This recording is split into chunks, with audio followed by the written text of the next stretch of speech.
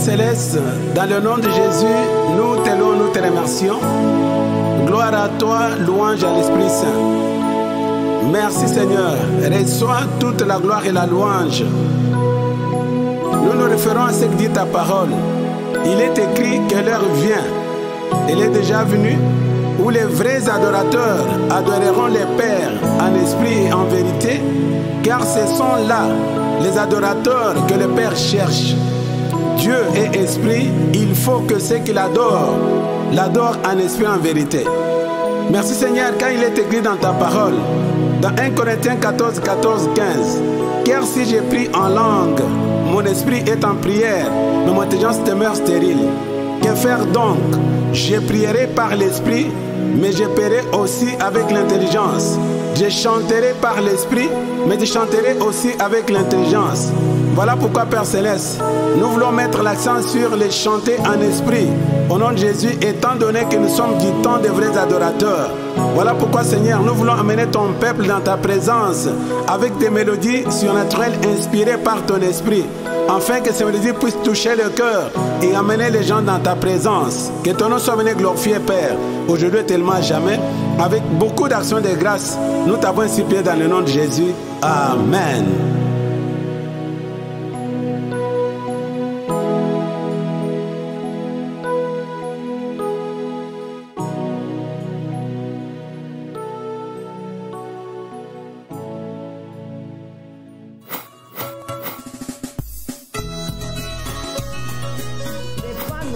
Que nous apprenons à l'école ou nos langues maternelles d'enfants des parents, non. Le parler en langue, c'est... Soyons tous bénis au nom de Jésus-Christ. Nous voici encore aujourd'hui devant vous pour encore répondre à vos deux questions et que le Saint-Esprit qui nous capacite, qui nous donne l'intelligence et les paroles vraies pour répondre à vos questions, qu'il puisse glorifier Christ au nom de Jésus. Ainsi, sans pour autant tarder, je vais répondre à vos deux questions que vous avez posées en disant que est-ce que les miracles accompagnent que ceux qui parlent en langue? C'était votre question. Deuxième question, vous m'avez posé quels sont les noms des démons dont on parle dans Marc chapitre 16, verset 17. Ainsi, nous avons 5 versets qui va soutenir les deux questions comme réponse avant que je puisse les détailler. Nous avons Jean chapitre 11, versets 40 et 41. Nous avons le même Marc 16, verset 17 à 18 qui va confirmer le bénéfice du parler en langue. Nous avons aussi Marc chapitre 11, verset 23. Nous avons 1 Corinthiens 14, verset 15. Et nous avons Jean 6, 63 que nous allons clôturer comme réponse de vos deux questions.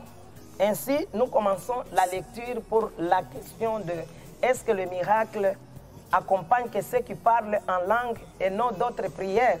Oui, nous allons répondre. Voici ce que Marc 11, 16, verset 17 dit.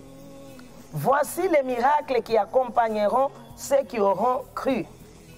En mon nom, ils chasseront les démons, ils parleront de nouvelles langues. Donc, le miracle accompagne que ceux qui croient au nom de Jésus-Christ. En dehors du nom de Jésus-Christ, en dehors de croire en Jésus-Christ, il n'y a pas le miracle. Parce que c'est la Bible, ce n'est pas nos pensées. Et vous m'avez d'autres posé la question, et alors le soleil et la pluie? Non. Quand le soleil quitte l'Est, va à l'Ouest, c'est depuis la création que Dieu a créé ça, a établi ça, a posé ça. Parce que même le soleil se lève, ça éclaire, et les païens, et ceux qui croient, et ceux qui ne croient pas. Et si vous avez, par exemple, travaillé, et tu as trouvé un bon travail, selon tes facultés intellectuelles, avec un bon salaire, ça, ce n'est pas un miracle. Parce que ça, c'est le fruit de la sueur de ton travail intellectuel que tu avais posé. Mais le miracle accompagne ceux qui croient. Donc, tu crois en Jésus-Christ, tu parles en langue et tu vois le miracle. Parce que la réponse est dans le même verset. Voici les miracles qui accompagneront ceux qui croient en mon nom. Tu chasses les démons, tu parles en langue et les miracles t'accompagnent. Donc je confirme que les miracles accompagnent que ceux qui croient et qui parlent en langue à condition de chasser les démons dont vous avez posé la question de connaître leur nom. Maintenant, ici, il y a des conditions pour voir le miracle. Première condition, tu dois croire en Jésus-Christ, tu chasses les démons et tu parles en langue. Et j'ai déjà donné dans des émissions passées qu'est-ce qu'est le parler en langue. Maintenant, aujourd'hui, nous allons répondre, comme je viens de répondre, que oui, et je confirme que le miracle accompagne que ceux qui croient en Jésus-Christ et qui parlent en langue et qui déclarent la parole de Dieu, ce sont ces gens-là qui doivent vivre le miracle. Ainsi, quels sont les noms des démons dont il s'agit dans ces paragraphes? La réponse est dans le livre de Marc, chapitre 11, verset 23, je lis. Je vous le dis en vérité, si quelqu'un dit à cette montagne, ôte-toi de là et jette-toi dans la mer, et s'il ne doute point dans son cœur, mais croit que ce qu'il dit arrive, il le verra accomplir. Et le nom de ce démon dont il s'agit dans ce paragraphe, c'est doute.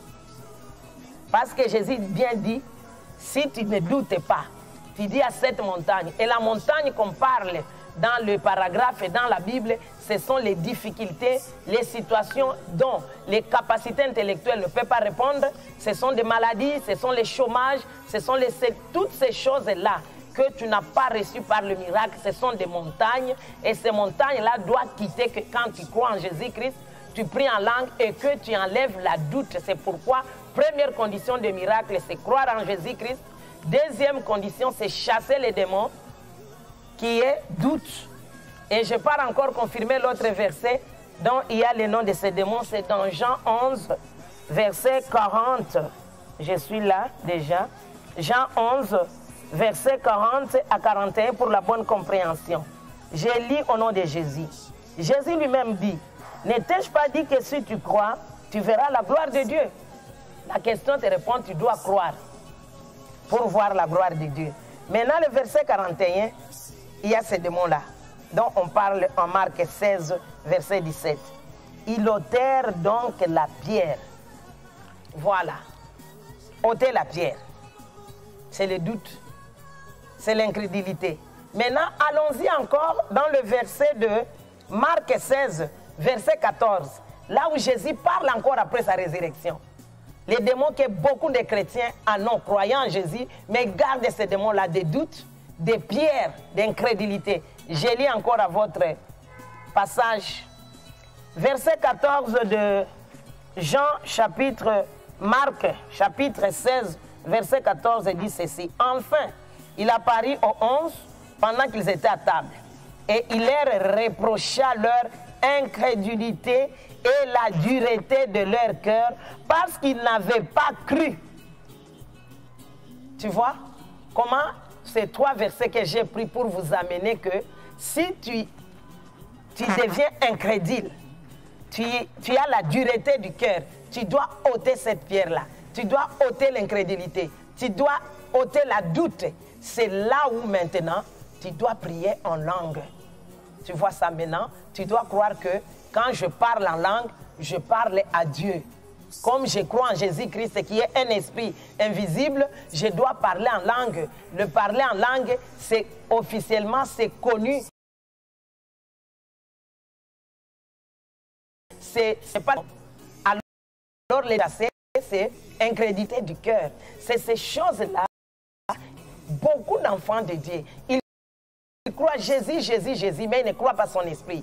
Ils ne croient pas. Même les disciples, Jésus les a reprochés de l'incrédulité et la dureté du cœur. Donc, si tu es candidat et tu désires parler en langue, tu dois enlever la doute, l'incrédulité et la dureté du cœur, et tu dois croire réellement dans ton cœur que quand je parle en langue, je parle à Dieu pour que le miracle puisse m'accompagner comme les Écritures le disent en Marc 16, verset 17.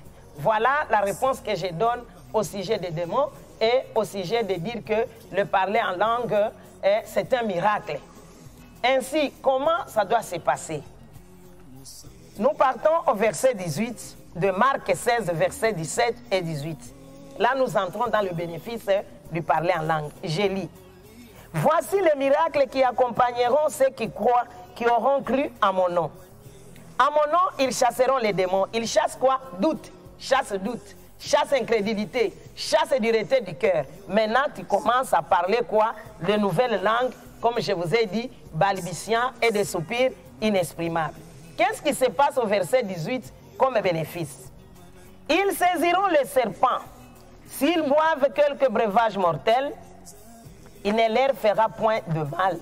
Ils imposeront le main aux malades et les malades seront guéris. C'est la parole de Dieu. Cela veut dire que quand tu crois en Dieu, en Jésus-Christ, tu chasses ces démons-là, tu ôtes la pierre, l'incrédulité et la doute. Tu commences maintenant à parler en langue qui est le signe extérieur du Saint-Esprit au-dedans de toi par des mots, des soupirs inexprimables. Directement, tu vas saisir les serpents. Chers bien-aimés dans le Seigneur, avec ce verset 18, je ne dis pas que quand tu pries en langue, tu vois un serpent physique devant toi, tu t'approches.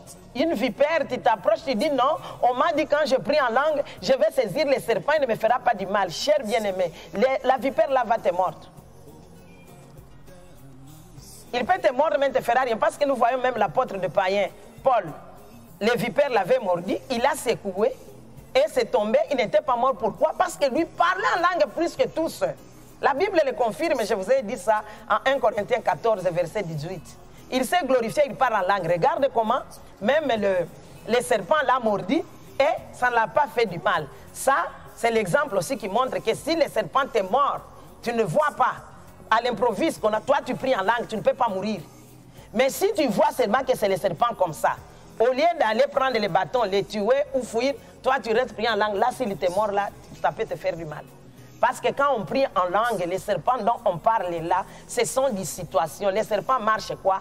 Le ventre par terre, situation est là, les situations qui sont couchées par terre, qui ne marchent pas, comme vous avez l'habitude de se plaindre, ça ne marche pas, le travail ça ne marche pas, ça ne va pas dans la santé, ça ne va pas, les enfants n'écoutent pas, les difficultés financières, tout ça, ce sont les serpents. Maintenant, quand tu pries en langue, tu pries en langue, tu pries en langue, maintenant, cette situation-là ne peut pas te troubler, ne peut pas te nuire, parce que tu deviens imperméable, tu deviens un homme-esprit, tu deviens intouchable, tu vis au-dessus des soucis, tu vis au-dessus de toutes les situations compliquées. C'est là où on dit que tu saisiras les serpents, c'est-à-dire en priant en langue, tu pries en langue, quelle que soit la situation difficile, tu deviens imperméable, tu gardes la foi et tu vas sortir vainqueur. Et le Saint-Esprit qui connaît, qui sonde les profondeurs de cette situation, va matérialiser. Et la situation qui marchait comme les serpents va devenir comme ça. La situation va marcher et tout va bien. On a parlé encore ici que le breuvage mortel, oui, le breuvage mortel, je l'ai dit en deux sens. Le breuvage mortel, il y a réellement le poison et il y a aussi la bouche. La bouche de beaucoup des enfants de Dieu, des hommes qui ne sont pas encore renouvelés par les Écritures, ils parlent de paroles venimeuses. Je donne l'exemple. Oh, dans notre famille, les gens ne se marient pas. Oh, dans notre famille, les gens meurent à tel âge. Et dans notre famille, il y a ceci, cela. Non, toi, tu es devenu enfant de Dieu. Tu es devenu race des immortels. Tu es venu de famille royale. En toi, il y a cette parole de Romains 8, verset 1 à 2, qui dit ceci. En Jésus-Christ, il n'y a aucune condamnation. En effet, l'esprit de vie t'a déjà franchi de la loi du péché et de la mort. Alors, toutes ces paroles méchantes-là, des paroles venimeuses, les paroles qui te touchent au estomac, des paroles, on m'a calomnié, on m'a qualifié de sorcier, on m'a dit ceci, cela, toutes ces paroles-là ne peuvent rien te nuire parce que tu es devenu immortel, intouchable, rempli du Saint-Esprit, assis dans la parole où tu sais discerner que cette parole ici, ce sont des paroles en l'air. Moi, je suis esprit, tout en moi est bon. Tu vois ça. Maintenant, il y a maintenant l'autre, je peux dire d'autres poisons physiques. Par exemple, dans une fête, dans la maison, inconsciemment, tu ne connais pas, on a mis quelque chose dans l'eau ou dans le repas. Quand tu y es habitué de prier en langue, tu vas avoir l'écoute, la voix de Dieu. Tu auras le discernement des esprits. tu auras l'écoute permanente en priant en langue. Et si tu arrives devant ces verres poisonnés, ces repas poisonnés, le Saint-Esprit en toi, la voix de Dieu, à travers le Saint-Esprit qui demeure en toi, doit te parler que ne mange pas. Et directement tu refuses. Bien qu'on met dans un repas que toi tu aimes beaucoup, le Saint-Esprit te convainc, te dit ne prends pas. Et c'est lui qui a mis, il dit que comment il a su. Mais tu es homme-esprit, tu es conduit par l'Esprit. Le Saint-Esprit va commencer maintenant à manifester tous ses vertus. Il va commencer à te conduire, à te révéler les choses cachées, à te dire, c'est-à-dire tu marches selon l'Esprit. C'est par là que ces breuvages mortels ne peuvent rien te faire. Quand tu pries beaucoup en langue, tu vas imposer la main au malade. On impose les mains aux malades comment? Tu pries beaucoup en langue, tu pries en langue. Après, tu prends la parole de Dieu qu'on écrit dans la Bible à propos de la guérison. Tu déclares en disant, comme l'exemple, on dit, Ésaïe 33, verset 24. Aucun habitant ne dit que je suis malade. Tu connais ton identité, que tu es esprit. Esprit ne tombe pas malade. Tu pries en langue, tu pries en langue, tu pries en langue. Après, tu déclares que moi, je suis esprit. Ayant une âme habitant dans un corps, je ne suis pas malade. Jésus a pris mes infirmités. Tu prends Matthieu 8, 17. Il s'est chargé de mes infirmités. Il s'est chargé de maladies. Directement, tu imposes la main aux malades. C'est ça. Il y a l'imposition de mains comme ça et l'imposition des malades. La parole est dédiée au sujet de la santé divine. Tu l'imposes sur cette situation, sur ton corps. Tu le répètes et tu seras guéri comme moi-même qui vous parle, qui est une démonstration et manifestation vivante de la guérison et la santé divine en priant beaucoup en langue et en déclarant la parole de Dieu. Chers bien-aimés dans le Seigneur. Et si j'ai voulu conclure en vous disant que les miracles accompagnent que nous qui croyons en Jésus, nous qui ne doutons pas, qui ne sont pas incrédules et qui n'ont pas le cœur dur, qui croient réellement que le parler en langue, c'est un miracle et c'est parler à Dieu, le miracle est possible. Expérimentez le parler en langue, vous allez voir le miracle. Ne doutez pas, ne soyez pas incrédules, n'endurcissez pas votre cœur, comme à l'époque des apôtres qui ont vu Jésus mais qui n'ont pas cru. Nous sommes ceux à qui nous vivons, nous croyons à sa résurrection et nous vivons ces miracles. Ainsi, je vous invite de venir le mercredi nous suivre en ligne et d'aller dans notre site pour vous faire inscrire, solliciter à étudier dans notre école de ministère qui s'appelle l'ECOSUR. Et là, vous pouvez encore poser et être enseigné d'autres questions que moi, je ne saurais pas traiter avec vous. Mais quant à moi, vous pouvez poser toutes vos questions en accord avec l'émission et les questions traitées, comme je viens de répondre, au sujet du parler en langue, comme prière et la déclaration de la parole de Dieu comme la confirmation de ce que Dieu a dit et que je me suis approprié et ça devient la vôtre. Chers bien-aimés dans le Seigneur, je suis ravi et en disant que après cette émission, nous allons passer maintenant à la déclaration, à la démonstration de comment on prie en langue et comment on déclare, pas être enseigné comment parler. Comment toi-même, tu ouvriras ta bouche et l'Esprit de Dieu va remplir des paroles par des soupirs inexprimables. Tu vas parler pour que tu vives réellement le miracle de saisir les serpents, des breuvages mortels et d'être guéri de toutes sortes de maladies. Comme j'ai toujours dit que les maladies, il y a la maladie physique, il y a la pauvreté, il y a même le caractère. C'est une maladie. Et en priant en langue, tu deviendras bon, tu deviendras saint, comme le Saint-Esprit lui-même. Parce que nous sommes saints à cause de l'Esprit Saint de Jésus qui demeure dans mon esprit. Donc, désirez à prier en langue pour marcher dans la sanctification, pour marcher dans la sainteté, pour marcher sur les serpents et sur les scorpions et sur toutes les puissances de l'ennemi et rien ne peut pas vous nuire. Merci beaucoup, chers bien-aimés dans le Seigneur. Que Dieu vous bénisse, afin que vous ayez aussi la soif. Croyez, ayez la soif, désirez, parler en langue, c'est le miracle, c'est le signe extérieur du Saint-Esprit qui demeure en vous. Car le Saint-Esprit n'est pas en aval entre le ciel et la terre. Le Saint-Esprit demeure en toi. Ouvre ta bouche, parle en langue et vivez les bénéfices du parler en langue. Ne courez pas derrière le pasteur ou le prophète. Tu as un grand prophète en toi, le Saint-Esprit, qui va te communiquer la résurrection de Christ réellement dans ce siècle présent et dans les siècles à venir. Nous attendons encore vos questions et surtout participer à prier en langue, même en ligne. Nous sommes là disponibles et on va préparer un cadre pour que nous passions dans la démonstration de la pratique de prier en langue comme style de vie et de confirmer la parole de Dieu comme la déclaration, comme nous le faisons chaque mercredi. Que le Seigneur vous bénisse. Ayez soif, n'endurcissez pas vos cœurs, ôtez la pierre et cessez de douter. Croyez que le parler en langue, c'est parler à Dieu, ce n'est pas le langage des démons. Et les démons qu'on chasse, ce n'est pas le nom des démons qu'on vous trompe là. Les démons qu'on a dit dans ces versets, c'est de la doute, l'incrédulité ainsi que l'endurcissement du cœur. Veuillez aussi lire le contenu de ces 5 versets comme j'ai dit. Que Dieu vous bénisse et que la peur quitte vos esprits quand vous parlez en langue au nom de Jésus-Christ. Amen. Langue que nous apprenons à l'école ou nos langues maternelles d'enfants des parents, non. Le parler en langue, c'est